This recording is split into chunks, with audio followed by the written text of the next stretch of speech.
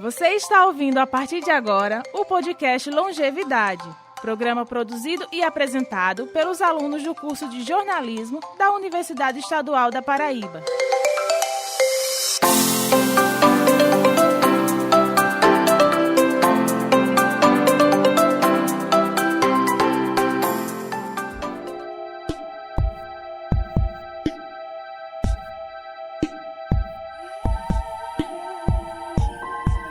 Esse é o podcast Longevidade, episódio Avistamento de OVNIs e outras lendas na Paraíba e no Brasil. Olá pessoal, esse é mais um episódio do podcast Longevidade.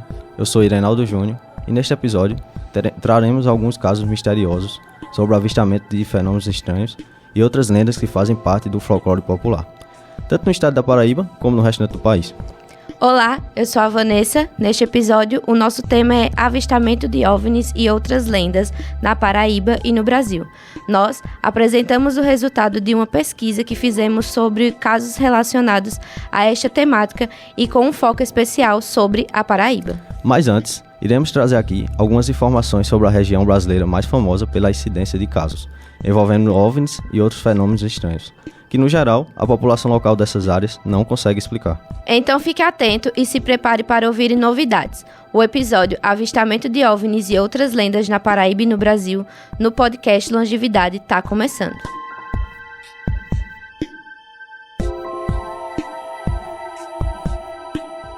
O Brasil é terra fértil para pesquisas ufológicas. Nas últimas décadas, vem sendo registrados vários casos de fenômenos estranhos avistados por pessoas que relatam terem visto OVNIs ou até mesmo criaturas estranhas que não parecem ser conhecidas pela ciência. O evento mais famoso sobre o assunto, ocorrido aqui no Brasil, é o caso Varginha, uma pequena cidade no estado de Minas Gerais, em que há quase 30 anos ocorreu uma grande movimentação popular, midiática e militar, por causa do suposto avistamento de uma criatura estranha que posteriormente ficou referenciada como o ET de Varginha. Ocorrido no ano de 1996, o caso foi muito explorado pela mídia na época e causou uma espécie de histeria coletiva. A suposta criatura foi avistada por 3 irmãs moradoras da cidade, e até hoje ainda há muitos ufólogos e outros estudiosos que continuam investigando o caso. Nos anos seguintes, depois de muita especulação, mais informações foram acrescentadas ao caso, e hoje, investigadores afirmam que aquela ocorrência não se tratava apenas de mas de várias criaturas desconhecidas pela ciência. Além de tudo, há relatos sobre luzes estranhas que também foram vistas no céu de Minas Gerais, naquela mesma época. Imediatamente, os ufólogos relacionaram essas luzes às criaturas supostamente vistas pelas 3 irmãs de Varginha. Essa é apenas uma das muitas histórias deste assunto que intriga muita gente. A ocorrência do tipo em todas as regiões do nosso país. Outros casos também ficaram conhecidos, a ponto de cada um ganhar seu próprio nome, como a Noite Oficial dos OVNIs, a Operação Prato e o caso Chupa Chupa, dentre outros.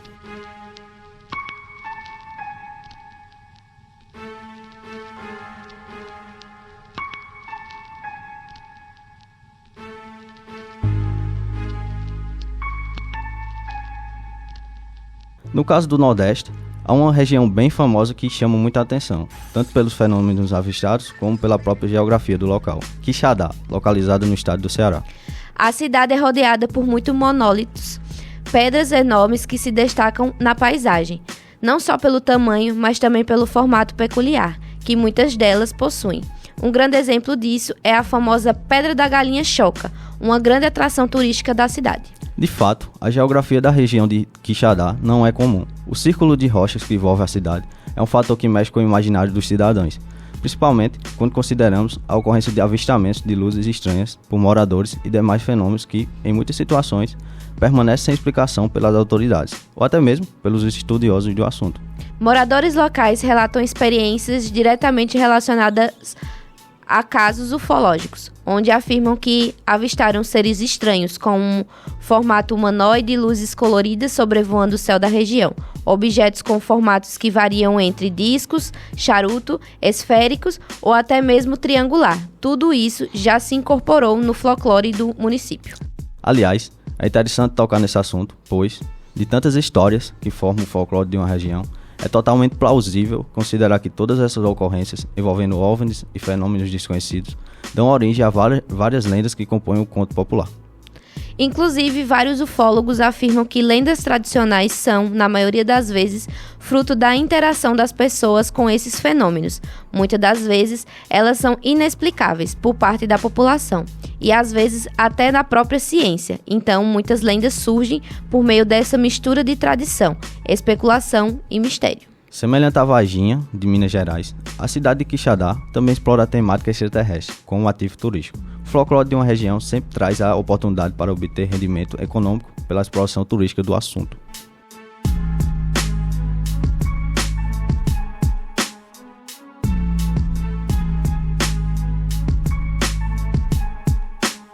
E aqui na Paraíba, será que já houve relatos de avistamentos de fenômenos estranhos por aqui? Na verdade, a Paraíba também tem seu celeiro de casos ufológicos. A região do município de Guarabira, por sua geografia, é parecida com a da região de Quixadá, ou seja, cheia de rochas enormes que também chama a atenção como atração turística, como por exemplo a Pedra do Cordeiro, localizada entre os municípios de Belém e Bananeiras, situada na mesma região de Guarabira. O período mais fértil na incidência dos avistamentos na cidade foi a década de 1990. Uma reportagem do portal Vigília, datada de 24 de novembro de 1996, menciona sobre a ocorrência de muitos avistamentos de OVNIs em Guarabira naquela época. O título da reportagem é UFOs em Guarabira, realidade, erro de interpretação ou marketing. A reportagem traz relatos e opiniões de várias pessoas que conhecem a região do Brejo Paraibano, como por exemplo, uma afirmação do técnico em telecomunicação, o Elton Francisco de Lima. Na época, ele era membro de um grupo de pesquisa que foi fundado pelos próprios guarabirenses para investigar esses assuntos. Era a chamada Equipe de Pesquisas Ufológicas de Guarabira, também referenciada pela sigla EPUG. Segundo o relato de Wellington, abre aspas, aqui os discos voadores estão aparecendo demais. É difícil de acreditar, parece até coisa de filme. Fecha aspas. Na época, os relatos de avistamentos se intensificaram a ponto de repercutir na imprensa, não só localmente, mas nacionalmente, e com o tempo, esses casos passaram a ser tratados, não por seriedade, mas como chacota. Inclusive, esse é um dos grandes problemas que envolve esse assunto. Qualquer pessoa que alegue ter visto um OVNI corre o risco de virar chacota. Pelo menos, esse é um dos medos de qualquer investigador do assunto percebe nas pessoas. Essa situação era ainda mais enfática nos anos 90, época em que a telecomunicação ainda possuía muitas limitações. Além da chacota que a própria imprensa sempre fez do assunto, há um outro problema: a ação de charlatões que tentaram ganhar dinheiro ou fama, fazendo uso de meios fraudulentos na tentativa de chamar a atenção. Quando os relatos de avistamentos em Guarabira se intensificaram, a cidade passou tanto pela situação de chacota, como pela acusação de que aquilo tudo era apenas marketing. Inclusive, houve situações em que até os próprios veículos de imprensa pregaram peças em seu público. Um exemplo dessa situação está num vídeo do canal do YouTube, chamado Encontro da Nova Consciência. O título do vídeo é Ufologia da Paraíba, parte 1. Nele, o repórter Rômulo Azevedo mostra como foram os bastidores dessa peça que o jornal Correio da Paraíba pregou em seus leitores. O produtor de toda a cena foi o fotógrafo e cineasta Machado Bittencourt. Ele explica que foi desafiado a produzir uma reportagem mostrando um disco voador em Campina Grande. E assim ele fez. Utilizando materiais baratos como prato de papelão, cola e linhas de nylon, Machado Bittencourt produziu uma série de fotos sobre a aparência de um disco voador em Campina Grande, e algumas delas foram divulgadas na fake news do jornal, que de imediato causou muita repercussão dentre a população, mas toda a farsa foi desmentida no dia seguinte pelo próprio jornal. Ainda na mesma reportagem, o repórter Rômulo Azevedo mostra um relato legítimo de um homem que afirma ter visto o que ele mesmo chamou de disco voador parado ao lado da estrada. Este foi um relato do médico campinense Dr. Gilvan Barbosa, que na ocasião fazia uma viagem de Campina Grande a Natal. Segundo o relato, ele teria visto essa nave entre as cidades de Angicos e Açu, município do Rio Grande do Norte.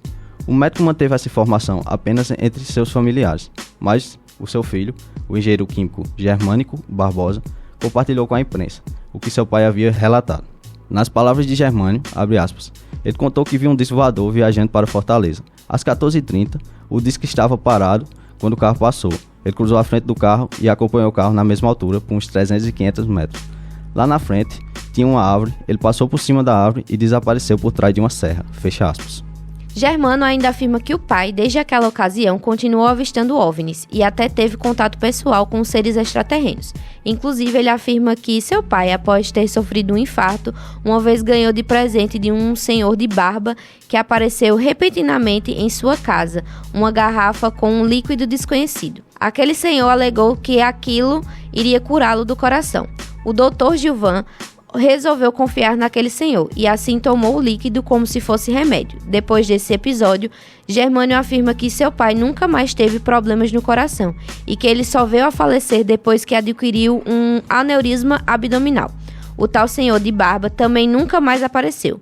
O mais estranho da situação foi que este senhor ter dito que soube da doença do Dr. Gilvan lá em São Paulo e que ele era amigo de um rapaz estranho com o que o Dr. Gilvan tinha conversado, sobre OVNIs na antiga Flórida, onde hoje é o calçadão de Campina Grande. Pela estranheza das duas situações, Germânio afirma que seu pai realmente acreditava que essas duas pessoas tão excêntricas eram, na verdade, seres extraterrestres. São por meio de relatos assim que essas histórias de avistamento de fenômenos aéreos, contato com seres estranhos ou mesmo pessoas muito excêntricas, enfim, todos esses elementos despertam na população muitos sentimentos relativos a crenças e fantasias. Todas essas histórias acabam entrando para o folclore de alguma região. Um ufólogo brasileiro bastante conhecido era o investigador Ademar José Gevaerde. Ele era um legítimo investigador de campo e, segundo ele mesmo, em várias entrevistas que deu, sempre se apressava em chegar nas regiões em que os avistamentos de fenômenos estranhos acabavam de acontecer. Ele era um dos ufólogos que faziam a correlação entre as histórias folclóricas tradicionais de uma região e a ocorrência de avistamentos de fenômenos aéreos inexplicáveis. Ele afirmava em entrevistas que viajava muito à Amazônia, que já ouviu histórias de muitos ribeirinhos sobre luzes misteriosas que o pessoal via na mata, patrando sobre os rios, voando no alto do céu. Gevar afirmava que os moradores da região costumavam dar um sentido religioso a essas aparições. Esse já era um costume tradicional, a mesma tradição dos seus antepassados, que atribuía esses fenômenos aos deuses que vinham do céu. Gevar sempre fazia uma correlação entre essas histórias antigas e os contos folclóricos como a caipora, o curupira e até mesmo o famoso conto do boto cor-de-rosa, que, segundo a lenda, em certas noites se disfarçava de homem para engravidar mulheres que ele encontrava perambulando às margens do rio. Mas com tantas histórias e relatos diferentes sobre OVNIs e seres estranhos, qual a conclusão podemos tirar disso tudo?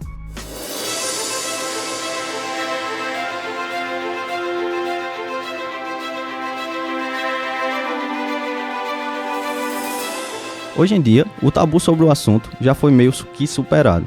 Apesar de ainda haver muitos memes na mídia sobre o tema, também há mais pessoas que investigam ou pelo menos lidam seriamente com o assunto. Situações bem diferentes daquelas décadas atrás, em que falar de OVNIs era visto como até perda de tempo. Hoje, até instituições com grande influência científica, como a NASA, estudam seriamente todos esses fenômenos e, recentemente, ela até promoveu um evento com o objetivo de esclarecer todo esse assunto sobre fenômenos aéreos luminosos, possíveis avistamentos de seres estranhos e tudo mais, divulgando um relatório resultante de todas as pesquisas realizadas até o momento. Inclusive, o comunicador científico Sérgio Sarcani, produtor do canal Space Today, transmitiu esse evento explicativo da NASA enquanto respondia perguntas ao vivo dos espectadores do canal. Como conceito básico para a explicação da maioria das ocorrências de fenômenos aéreos luminosos, a NASA divulgou um relatório em que consta o fenômeno atmosférico conhecido como Sprite. Essas Sprites consistem em eventos luminosos transitórios de origem elétrica que ocorrem acima das nuvens de tempestade. São geradas por intensas descargas elétricas que partem do topo das nuvens e se estendem até o limite superior da mesosfera, em torno de 95 km de altitude. Ou seja, pelo relatório da NASA, concluímos que quase todos esses fenômenos luminosos, que aparentemente são inexplicáveis do ponto de vista da população em geral e até da própria imprensa, são na verdade sprites, ou seja, são descargas elétricas tão intensas que adquirem um formato estranho no céu. O fenômeno das sprites talvez não explique exatamente todos os relatos de avistamentos de objetos estranhos no céu, mas tendo em vista a natureza destes fenômenos eletromagnéticos, podemos perceber que, quanto aos relatos legítimos, que quase sempre se tratam de luzes no céu, que efetuam movimentos bruscos, parecem figuras estranhas e tudo mais, o conceito das sprites se encaixa perfeitamente com uma explicação plausível. Para as demais situações que não envolvem o charlatanismo de pessoas ou brincadeiras da imprensa, o próprio Sérgio Sacani, em várias aparições na mídia, já chamou a atenção para outros fenômenos que influenciam a percepção humana, como a chamada pareidolia, que é a tendência que o ser humano tem para imaginar objetos ou enxergar padrões em ambientes ou em situações aleatórias. Um exemplo muito conhecido disso é quando imaginamos rostos em determinados objetos por causa de padrões de design que nos faz lembrar de olhos e bocas, ou quando enxergamos nuvens em formato de animais. A união de todos esses fatores, envolvendo tradição, crença, percepção humana, desconhecimento do universo e boatos aleatórios, serve como catalisador para o surgimento de lendas que permeiam o imaginário popular. Por mais interessante que seja, todo esse assunto sobre OVNIs ou seres misteriosos permanece até hoje apenas como uma lenda urbana, pois nenhuma instituição de pesquisa ou qualquer outro investigador do assunto divulgou prova alguma sobre a existência da vida fora da Terra. Inclusive, hoje em dia, os pesquisadores estão deixando de usar a sigla OVNI para fazer uso da sigla UAP, que traduzindo seu significado para o português significa algo como fenômeno aéreo não identificado. É justamente o consenso de vários pesquisadores do assunto que os fizeram substituir a velha sigla por uma que fosse mais coerente com as ocorrências. É uma espécie de atualização dos termos, graças ao avanço que houve nas pesquisas. O fenômeno das sprites já tinha sido previsto antes pelos pesquisadores, mas só nesses últimos anos que os cientistas foram capazes de fotografar e estudar com mais precisão este fenômeno tão intrigante. Mas mesmo com a ausência de provas, a dúvida ainda persiste para muita gente. Afinal, nós sabemos que o nosso universo tem um tamanho ainda incalculável para nós. Tudo que o ser humano conhece sobre o mundo ainda parece pouco diante de todas as possibilidades que estão à nossa frente.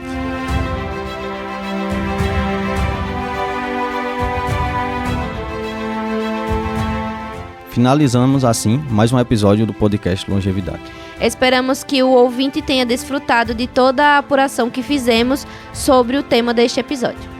Esse foi o episódio Avistamento de OVNIs e outras lendas na Paraíba e no Brasil.